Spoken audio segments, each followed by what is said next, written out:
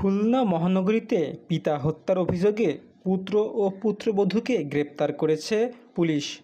বিস্তারিত দেখুন ভিডিওচিত্রে। কানিয়াকুমার এলাকায় লিটন খান নামে এক ব্যক্তি বাড়ির ভিতরে তার লাশ পাওয়া যায়। ভিকটিমের ওয়াইফ যখন বাসায় রাত্রে ফিরে তখন উনি ঘরের ভিতরে তাকে খুন হওয়া অবস্থায় দেখতে পায়, ওড়না পেঁচানো এবং একই সঙ্গে গলায় ধারালো অস্ত্রের আঘাত। ভিকটিমের ওয়াইফ উনি ধারণা করেছেন আমাদেরকে দেওয়া তথ্য মতে এটা রাত আনুমানিক 9টা থেকে 11:30টার মধ্যে যে কোনো একটি সময় ঘটনাটি ঘটে। ভিকটিমের পরিবারে তার ছেলে লিমন খান এবং তার ছেলের ওয়াইফ চাঁদনি ঘটনার পরপর তারা পলাতক ছিলেন। ভিকটিমের ওয়াইফ থানায় এসে অভিযোগ দায়ের করে আমরা সংবাদ শোনা মাত্রই আমাদের সোনাডাঙ্গা থানা পুলিশ অফিসার ইনচার্জ সহ এডিসি সাউথ ঘটনাস্থলে উপস্থিত হয়ে ঘটনাস্থলে আলামত সংগ্রহ ও অন্যান্য কার্যক্রম সম্পাদন করেন।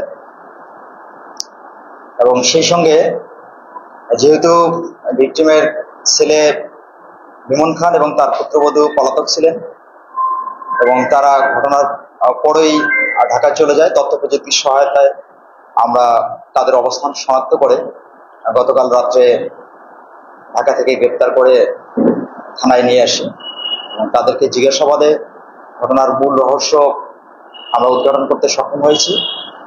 মূলত ভিকটিম বেশ কিছুদিন পূর্বে 50,000 টাকা লোন করে তার চিকিৎসার জন্য আমাদেরকে দেওয়া তথ্য মতে আমরা ভিকটিমের ওয়াইফের কাছ থেকে প্রাপ্ত তথ্য মতে আমরা যতটুকু জেনেছি এবং এই লোনের টাকা নিয়ে ভিকটিমের ছেলে যে মূল আসামি অভিযুক্ত লিমন খান সে এই টাকার একটা বড় অংশ নিয়ে ঢাকায় চলে যায় এবং ঢাকায় গত 1 মাস আগে সে চাঁদনির সঙ্গে বৈবাহিক সম্পর্কে আবদ্ধ হয়। আমরা পুরো তথ্যগুলো যাচাই করছি এবং ঘটনার 4 থেকে 5 দিন আগে ঢাকা থেকে তারা বাসায় ফেরে এবং এই টাকা পয়সা নিয়ে ভিকটিমের ছেলে মূল অভিযুক্ত